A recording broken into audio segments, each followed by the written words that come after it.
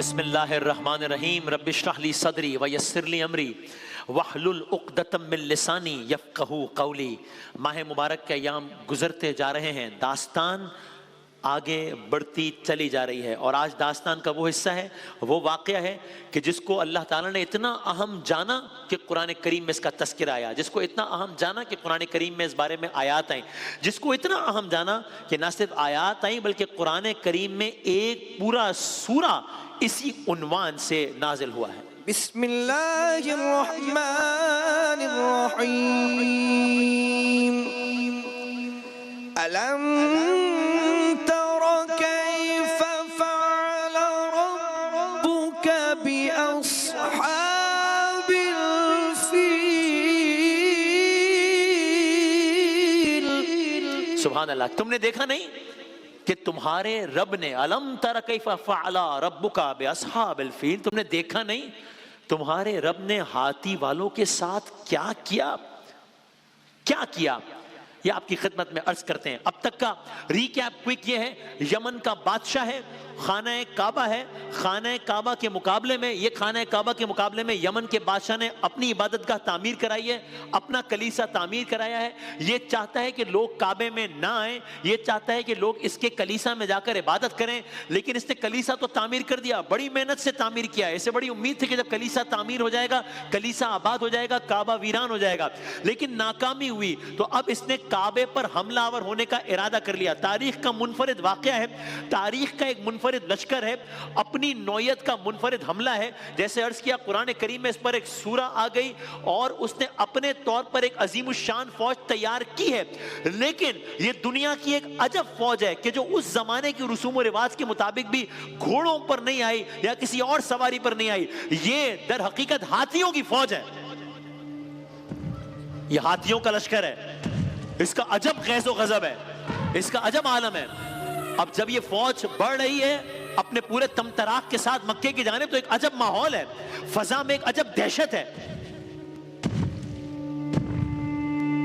ہاتھیوں کا لشکر تیار ہو گیا ہے، ہاتھی تیار ہیں، فیل تیار ہیں، ہاتھی والے تیار ہیں، یعنی اصحاب فیل تیار ہیں۔ لشکر یمن سے چل پڑا ہے، لشکر کی منزل مکہ ہے، لشکر یمن سے جانب مکہ روانہ ہو گیا ہے، بس ادھر فوج جانب کعبہ روانہ ہوئی ہے، ادھر کعبے کے اطراف میں، ادھر عربوں میں ہلچل مچ گئی ہے۔ عربوں کے لیے یہ یوں بھی ایک بڑی منفرد اور مشکل صورتحال تھی کہ وہ ہاتھیوں سے جنگ کے عادی نہیں تھے۔ عرب کے صحرا میں تو گھوڑے پائے جاتے تھے، تو یہ گویا ان کے لیے بالکل نئی صورتحال تھی۔ لشکر روانہ ہوا، یمن کی حدود کو لشکر نے چھوڑا، یمن کی حدود کو چھوڑتا ہوا لشکر آگے بڑھ رہا ہے، جہاں جہاں سے لشکر گزرتا ہے وہاں وہاں ہاتھیوں کی کثیر تعداد اور ہاتھیوں کے پیروں کی دھمک سے ایک فضا میں ایک عجب ماحول ہے، کہیں ہاتھیوں کی آواز سے فضا میں ایک عجب ماحول ہے، یہاں تک کہ لشکر چلتا چلتا اب اپنی منزل کے قریب پہنچنا شروع ہوا ہے، یہاں تک کہ اس لشکر کے سربراہ ابرہہ نے مکے کے قریب پڑاؤ ڈال دیا ہے۔ مکے میں عجب ہلچل ہے، کیوں؟ لشکر آ گیا ہے۔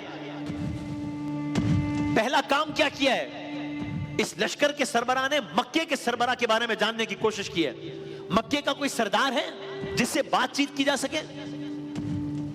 بتایا گیا ہاں مکے کے سردار ہیں، کیا نام ہے؟ عبد المطلب، سرکار دو عالم صلی اللہ علیہ وسلم کے دادا۔ اب آپ سوچئے کیا منظر ہوگا عرب کے صحرا میں کہ جہاں ہاتھیوں کی ایک فوج ہوگی، اس کو جو لیڈ کرنے والا شخص ہوگا اس نے پوچھا ہوگا، گویا ایک جگہ کے بارڈر پر ایک فوج کھڑی ہے اور پوچھ رہے کہ سردار کون ہے، بات کرنا چاہتا ہوں۔ ہاں سردار ہے، کون ہے، کیا نام ہے؟ عبد المطلب نام ہے، وہی عبد المطلب جن کی پوری داستان آپ کی خدمت میں ہم نے عرض کی ہے۔ داستان تیزی سے آگے بڑھانی ہے۔ حضرت عبد المطلب آئے، اب سب منتظر ہیں کہ کیا مکالمہ ہوگا، فوج کھڑی ہے، وہاں کعبہ ہے، وہاں مکے والے ہیں، یہاں فیل والے ہیں، وہاں اہل مکہ ہے، یہاں اصحاب فیل ہیں، اب کیا مکالمہ ہوگا؟ ادھر ابرہہ ہے، ادھر حضرت عبد المطلب ہے۔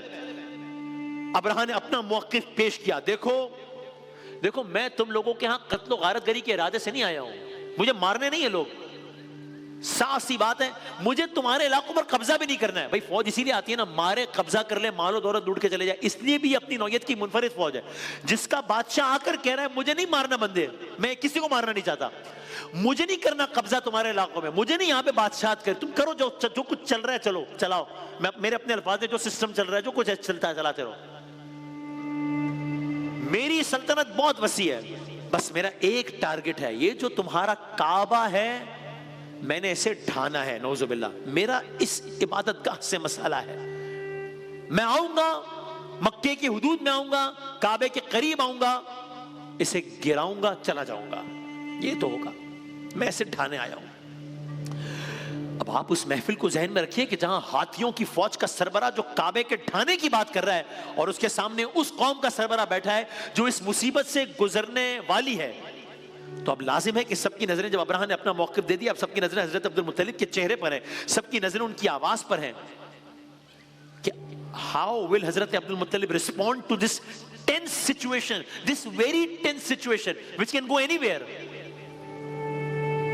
رسپونس سنا حضرت عبد المطلب کا، جو رسپونڈ کیا ہے حضرت عبد المطلب نے، اس کو سن کے درباریوں کو تو چھوڑے، بادشاہ بھی حیران ہو گیا. کیا رسپونڈ کیا؟ عرض کرتے ہیں حضرت عبد المطلب نے وہ ماحول سوچی، اور ایسے ٹینس ماحول میں حضرت عبد المطلب نے بغیر تمہید باندھے، بغیر جنگ کا تذکرہ کیے، بغیر جنگ کی تباہی کا تذکرہ کیے، ایک بات کی. وہ کیا؟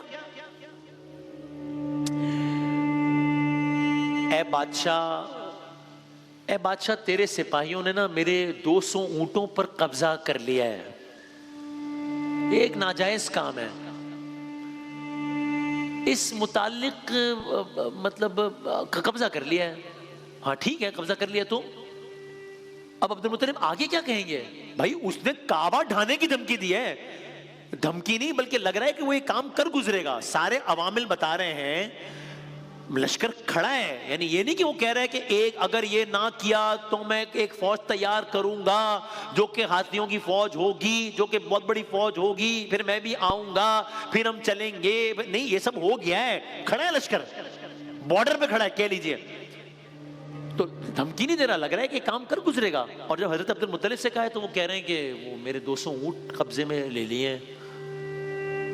حضرت عبد المطلب اس متعلق کیا کہیں گے؟ کعبے سے متعلق جواب کچھ نہیں. کیا مطلب؟ حضرت عبد المطلب نے اپنی گفتگو اونٹوں تک ہی محدود رکھی ہے. کہا بادشاہ میرے وہ اونٹ واپس کر دو، میرے وہ اونٹ واپس کر دو.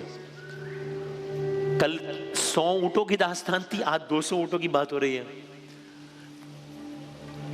درباری خود بادشاہ حضرت عبد المطلب کے جاہ و جلال اور حشمت کو دیکھ کر بڑے مروب تھے ہیں، لیکن اب حیران بھی ہیں.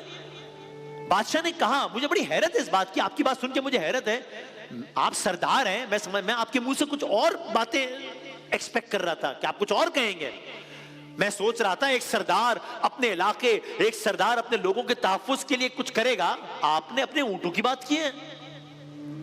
اب جو حضرت عبد المطلب کا جواب ہے وہ ان کی پہلی والی باتوں سے زیادہ حیران کن تھا. کیا مطلب؟ حضرت عبد المطلب بہت معنی خیز انداز سے مسکرائیں اور کمال کا جملہ کہہ دیا ہے، دیکھو بادشاہ، دیکھو ابرہا، بات یہ ہے میں اپنے اونٹوں کا مالک ہوں. ٹھیک ہے، آف کورس ہے، بات یہ ہے میں اپنے اونٹوں کا مالک ہوں، میں اپنی ملکیت کے بارے میں بات کرنے آیا ہوں. تم جس گھر کو ڈھانے آئے ہو اس کا بھی ایک مالک ہے، ہر مالک اپنی چیز کی حفاظت کرنا جانتا ہے، وہ کرے گا.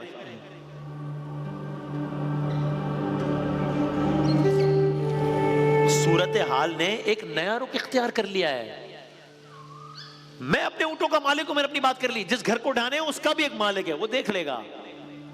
حضرت عبد المطلب کو ان کے اونٹ مل گئے.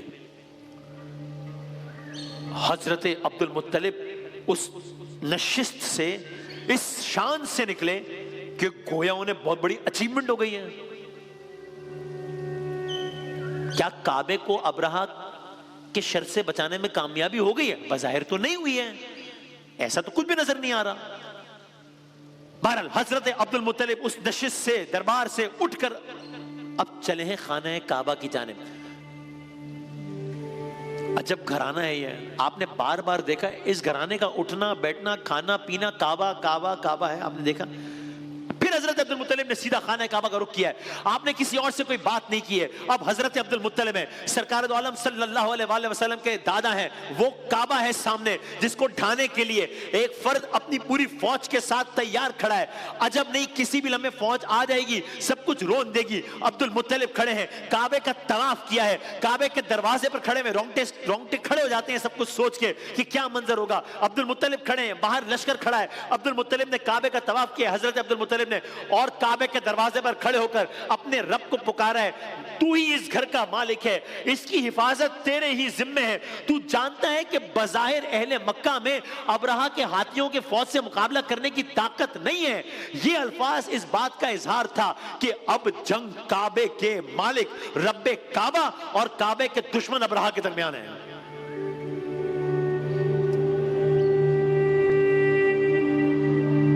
अब यहां हजरत अब्दुल मुत्तलिब ने एक और काम किया है।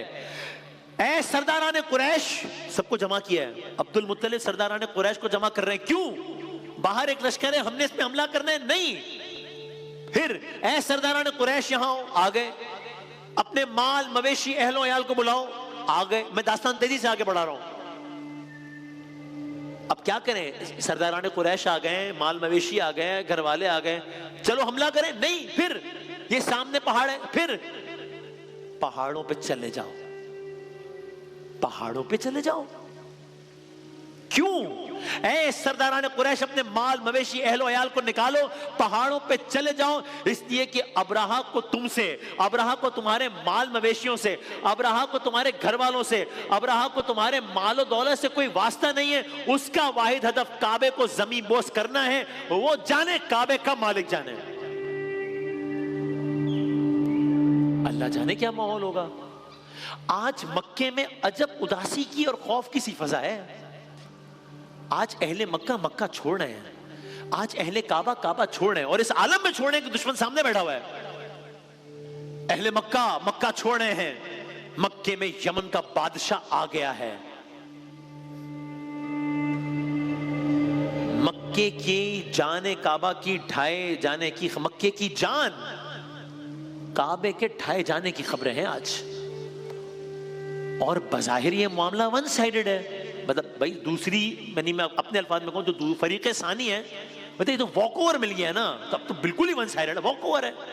यानी अभी तो ये भी सूरत हाल है ना कि हम कहें इधर लाखों का लश्कर है, इधर हजारों का, नहीं, इधर बड़ा लश्कर है, इधर है ही नहीं, जीरो है ही नहीं, पूरा ही वन साइडेड हो गया ना, walk over. So I am sure ये सारा मंजर देखकर तो अबरहा जिसका हौसला पहले ही बुलंद था, अब तो कई गुना मल्टीप्लाई हो गया होगा। अब अबरहा सोच रहा होगा कि बस अब तो कुछ लम्हों की बात है, कुछ देर बाद ये इमारत जिसे मुसलमान काबा कहते हैं, नऊजुबिल्लाह, ये मलबे का ढेर होगी, मेरे हाथी इसे रोनते होंगे, मक्के वालों की वहशत होगी, मेरे हाथियों की दहशत होगी, काबा वीरान होगा, कलीसा आबाद होगा, लोग हज के लिए मेरे कलीसा आया करेंगे। अहले मक्का ने मक्का खाली कर दिया है, अब हाथियों की फौज एक बार फिर चल पड़ी है, अब फिर हाथियों के चलने के कदमों की आवाज है, हाथी चल पड़े हैं। अब जोरों शोर से हमले की तैयारी शुरू है। काफिला फिर चल पड़ा है, काफिला फिर जाने में मंजिल जा रहा है। यहां रिवायात में बात आती है, एक अरब सरदार जो अबरहा के काफिले में मौजूद था, खामोशी से आगे बढ़ा, काफिला चल रहा है, अबरहा के हाथी से, जो मरकजी था जाहिर है, अबरहा के हाथी के कान में कहा, कुछ जानता है? तू जानता है सामने जो घर है, तू जानता है जिस घर को रोंदने का इरादा है, वो तेरे रब का घर है, तू हरगिज ये गलती ना करना। उसने ये बात कही है, अबरहा के हाथी से सफों से निकलता हुआ पहाड़ों पे चला गया है।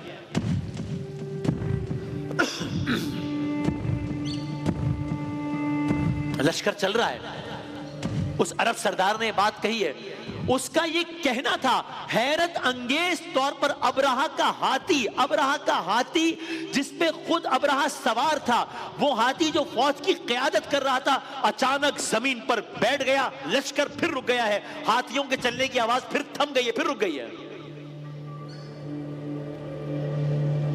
इस गैर मुतवक्के हरकत से सब परेशान है। اب حملہ کرنا ایک طرف رہ گیا ہے، سب سے بڑا مسئلہ اس ہاتھی کو اٹھانا ہے. حملہ تو بعد میں ہوگا بھائی. جو لشکر ہے سردار کا، جو لشکر ہے اس سارے قافلے کا، اس کی جو سواری ہے وہ رک گئی ہے، بیٹھ گئی ہے. اس کو ہر طرح سے تکلیف دی گئی، جسم پر زخم لگائے گئے. ہاتھی نہیں چل رہا، لشکر رک گیا ہے. لشکر کعبے کے قریب ہے، لشکر مکہ کے قریب ہے.